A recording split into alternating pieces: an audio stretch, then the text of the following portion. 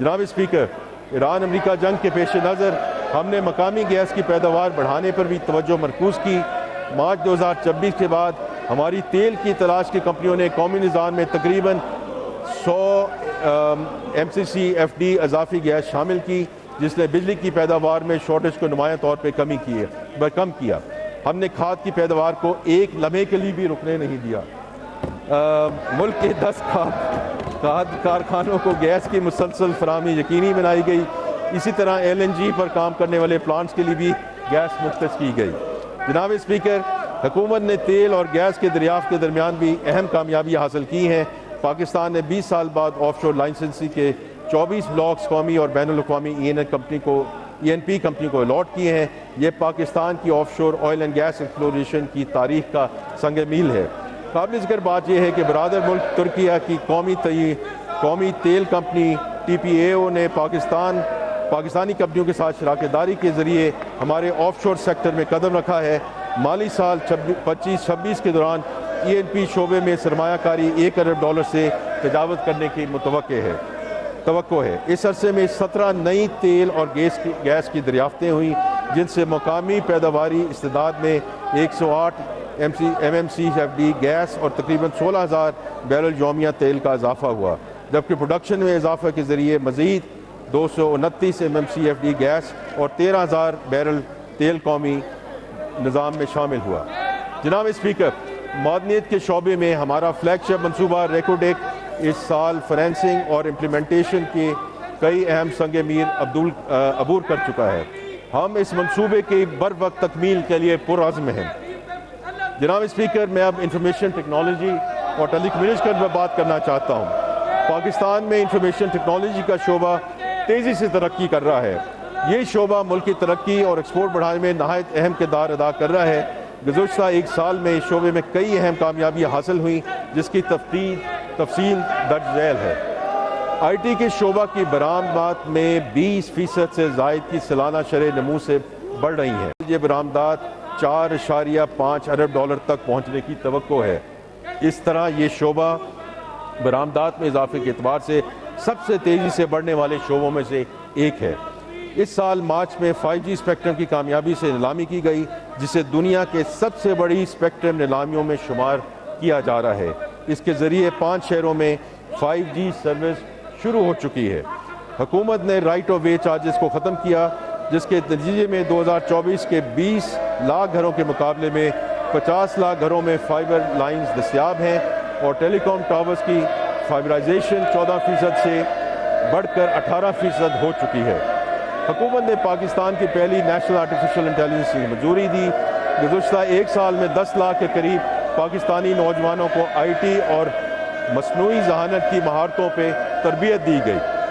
Digital nation Pakistan act کے تحت ہم نے ملک میں ڈیجیٹل ٹرانسفارمیشن کی قانونی بنیاد رکھ دی ہے۔ اس کے تحت national digital ID، national exchange layer اور اوپن ڈیٹا ایکو سسٹم جیسے منصوبے شروع ہو چکے ہیں۔ مرکزی حکومت، عدالتی نظام اور پارلیمنٹ میں ڈیجیٹل ادائیگی کا سفر پر گامزن ہے۔ جناب اسپیکر، یہ صرف ٹیکنالوجی کا استعمال نہیں، بلکہ ریاست اور شہری کے درمیان رشتے کو شفاف اور فعال تر بنانے کی صحیح ہے۔ جناب اسپیکر، 2023 میں ہمارا قرض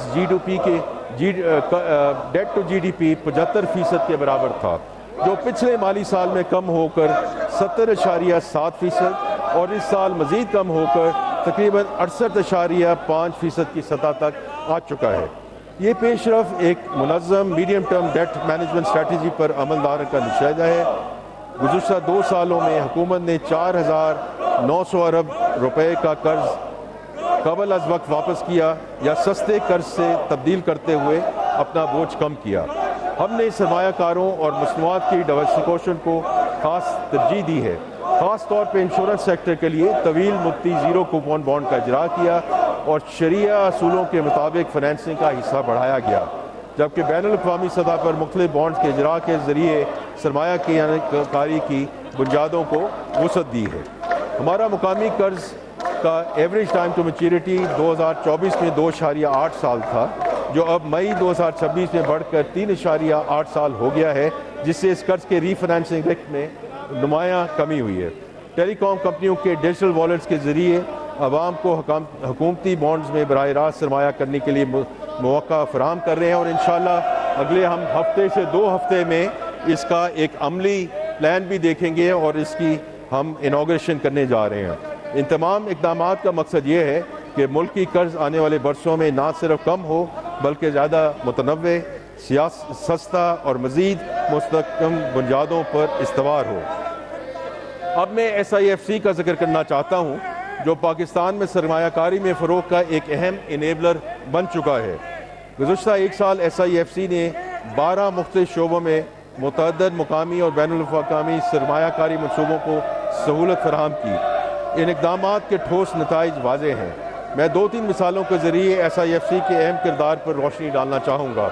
ان میں سب سے پہلے پاکستان اسٹیل ملز کی 6,860 ایکڑ اراضی کو ایک خصوصی اقتصادی زون کے طور پر فعال کرنا ہے۔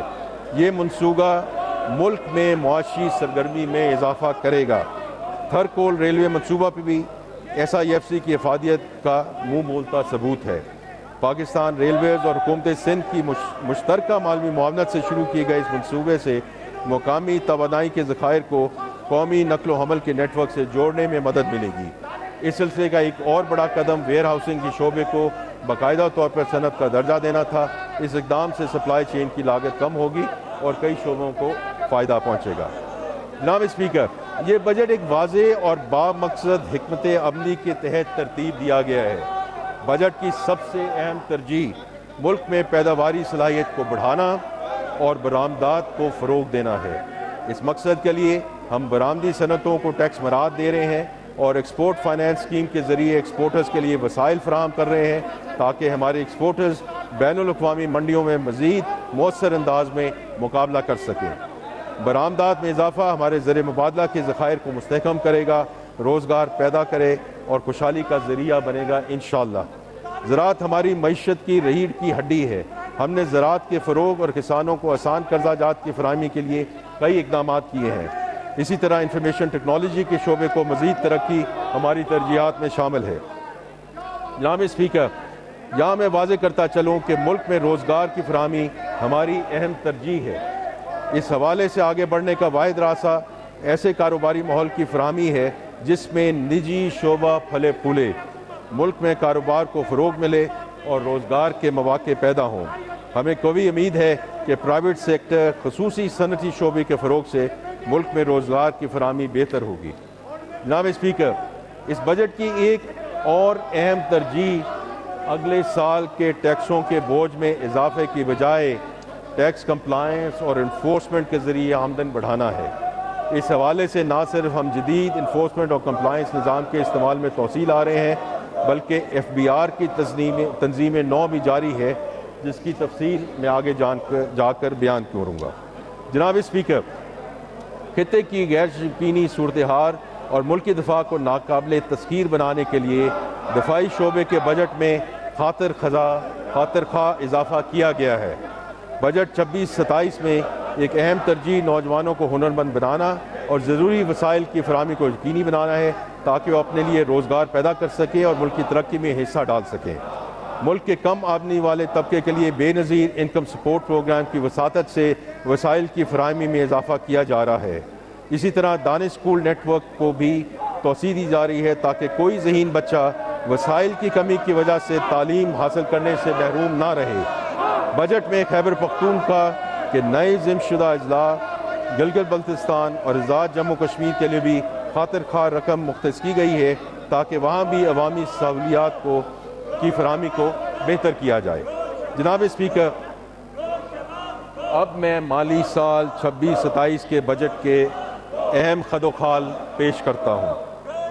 مالی سال 26-27 کے لیے